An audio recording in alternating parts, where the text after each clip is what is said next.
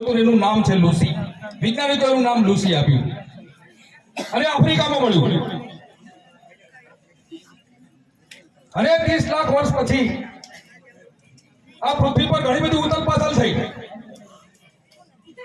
અને જ્યારે 30 લાખ વર્ષ પહેલાનો જે સમય હતો એ સમયે એ આફ્રિકા આ અરવલ્લીની પહાડી, વિંધ્યાચલની પહાડી, સાતપુડાની પહાડી એ સળંગ એક હતી. વચ્ચે કોઈ દરિયો નહોતો, હિમાલય પણ નહોતો. અને એ સમયે આફ્રિકાથી માંડીને આપણો આ આખો પટ્ટો એક હતો. એનો મતલબ એ થયો કે આપણું અસ્તિત્વ આ ધરતી પર 30 લાખ વર્ષ જૂનું છે. એટલું જ નહીં, એ 30 લાખ વર્ષ જૂનું જે કંકાલ મળ્યું લુસી નામનું, અને એના પછી આપણા મધ્યપ્રદેશના ખંડવાની અંદર સંશોધન કરવામાં આવ્યું, ત્યાં ખોદકામ થયું અને એમાં એક કંકાળ મળ્યું. તો એ કંકાળ પેલા લુસીના કંકાળ કરતા પણ જૂનું હતું. તો આપણું અસ્તિત્વ આ ધરતી પર ક્યારથી છે તમે વિચાર કરો. અને એટલે આપણે આ ધરતીના આદિવાસી છીએ, આ ધરતીના માલિક છીએ, આ ધરતીના પાણીના માલિક, જળ, જંગલ, જમીનના જે માલિક કહીએ છીએ એ એના કારણે આપણે કહીએ છીએ. એમને એમ નથી કહેતા. અને આ ધરતી પર આ લાખો વર્ષથી આપણે અહીંયા રહેતા આવ્યા છીએ. અને એમ કરતા કરતા કરતા જ્યારે પહેલું ને બીજું વિશ્વયુદ્ધ થયું અને વિશ્વયુદ્ધ દરમિયાન આ દુનિયા કંગાળ હાલતમાં આવી ગઈ. ચારે બાજુ નરસંહાર થઈ ગયો, બોમ્બ ધડાકા અને ઉપર ઉડતા વિમાનોના કારણે જે પ્રદૂષણ ફેલાયું અને આ પૃથ્વી સંકટમાં આવી, ત્યારે દેશના વૈજ્ઞાનિકોએ નક્કી કર્યું કે આ પૃથ્વી બચાવવા માટે આપણે કંઈક કરવું પડશે. અને એના માટે પૃથ્વી સંમેલન બોલાવવાના ચાલુ કર્યા. અને એક પછી એક જ્યારે પૃથ્વી સંમેલન બોલાવ્યા ત્યારે એ સંમેલનો દરમિયાન જે ચર્ચા થઈ, ચર્ચા દરમિયાન એક વાત ધ્યાન પર આવી કે જો આ પૃથ્વીને બચાવવી હોય, આ ધરતીને બચાવવી હોય, તો આ દુનિયાએ આ ભારતના આદિવાસી જે રીતે જીવે છે એ રીતે જીવવું પડશે, તો જ આ પૃથ્વી બચશે. અને જ્યારે આ દુનિયાના વૈજ્ઞાનિકો આપણી જીવનશૈલીને આટલું મહત્વ આપતા હોય, આપણી જીવનશૈલીને પૃથ્વીને બચાવનારી કહેતા હોય, આ દુનિયાની સૌથી શ્રેષ્ઠ જીવનશૈલી કહેતા હોય, ત્યારે આપણે પોતાની જીવનશૈલી ધીરે ધીરે છોડી રહ્યા છીએ. અને આ પૃથ્વી સંમેલન દરમિયાન એક નક્કી કરવામાં આવ્યું કે આદિવાસીઓનો આ પૃથ્વી પર ઘણો ઉપકાર છે, આદિવાસીઓની જીવનશૈલીનો ઘણો ઉપકાર છે, માટે આદિવાસીઓ પ્રત્યે આપણે કૃતજ્ઞતા વ્યક્ત કરવી જોઈએ. અને કૃતજ્ઞતા વ્યક્ત કરવા માટે નક્કી કરવામાં આવ્યું કે એક દિવસ, વર્ષની અંદર એક દિવસ આદિવાસીઓનો આભાર પ્રગટ કરવા માટે આપણે મનાવવો જોઈએ. અને એટલે આ 9મી ઓગસ્ટ વિશ્વ આદિવાસી દિવસ મનાવવાનું નક્કી કરવામાં આવ્યું. 94માં નક્કી થયેલો આ વિશ્વ આદિવાસી દિવસ આ ભારત દેશે અત્યાર સુધી ઉજવ્યો નહોતો. અને ઉજવ્યો તો કઈ ખૂણે ખાંચરે ઉજવ્યો હશે, સરકારે એને કોઈ મહત્વ નહોતું આપ્યું. અને એનું કારણ આ બાબુભાઈએ એમના વક્તવ્યમાં કીધું એમ કે ત્યાં ગયેલા આપણા પ્રતિનિધિઓએ એમ કીધું કે આ દેશની અંદર આદિવાસી રહેતા નથી. તો જ્યારે મેં આપણે વાત કરી, એક સમયે આફ્રિકાથી માંડીને આપણા વિંધ્યાચલ, સાતપુડા સુધીના પર્વતો એક હતા. અને જ્યારે લુસીના કંકાળ કરતા પણ જૂનું કંકાળ જો ખંડવાની આજુબાજુ મળતું હોય, લાખો વર્ષથી આપણે આ ધરતી પર રહેતા આવ્યા હોઈએ, તો આ દેશમાં આદિવાસી કેમ નથી?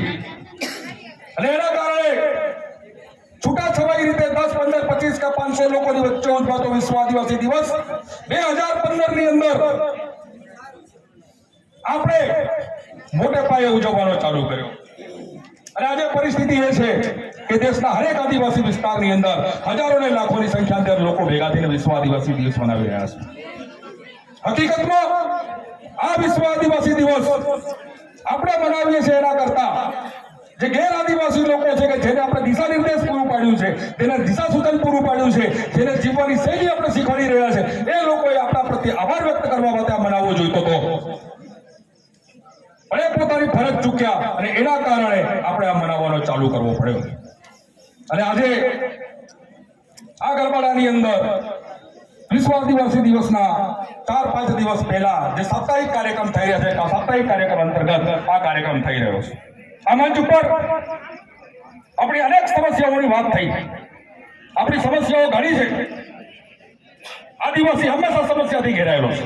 આજથી નહીં, 5000 વર્ષથી સમસ્યાથી ઘેરાતો આવ્યો છે. જ્યારથી આ દેશ પર આક્રમણ ચાલુ કર્યું આવ્યો ત્યારથી માંડીને સમસ્યામાં ઘેરાયેલા છે. અત્યાર સુધી આપણે ભાગતા હતા, સમસ્યાઓથી ભાગતા હતા.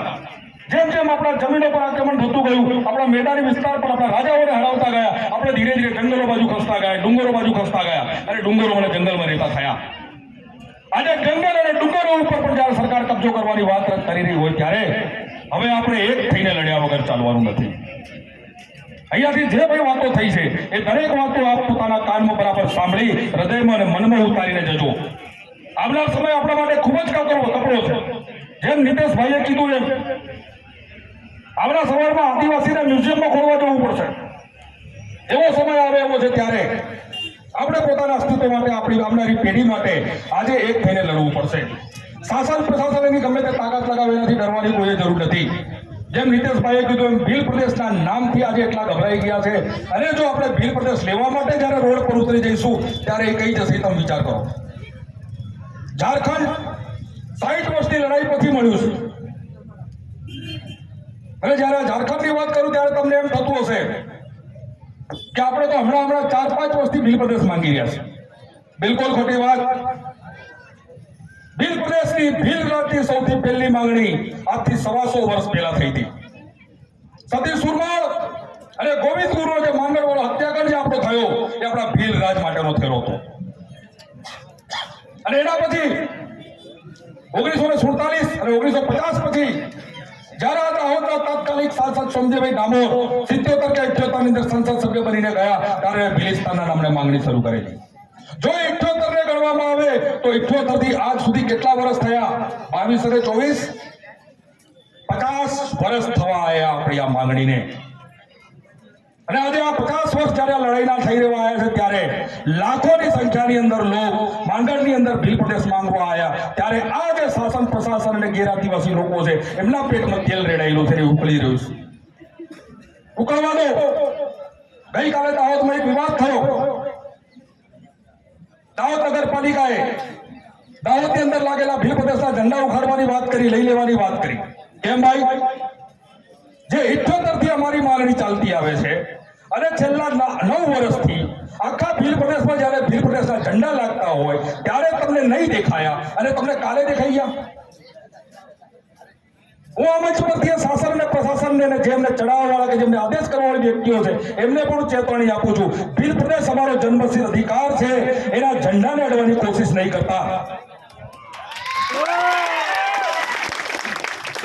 આજે 50 વર્ષે જ્યારે અમે અમારું 100 વર્ષ પહેલા જોયેલું સપનું, જે 50 વર્ષથી જે મુવમેન્ટ ચાલુ કરી હતી એ આજે પૂર્ણ કરવાના આરે આવી રહ્યા છે ત્યારે જો અમને છંછેડવાની કોશિશ કરી તો એના પરિણામ બિલકુલ સારા નહીં આવે.